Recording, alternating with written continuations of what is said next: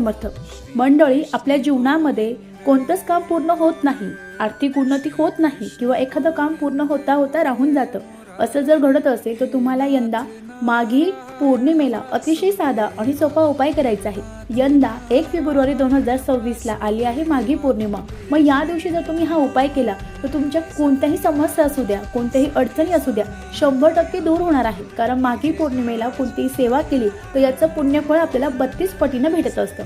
मग उपाय काय करायचा, तर तुम्हाला थोडे अगदी 2 चमचे काळे तीळ नसतील तर अगदी पांढरे तीळ घ्या.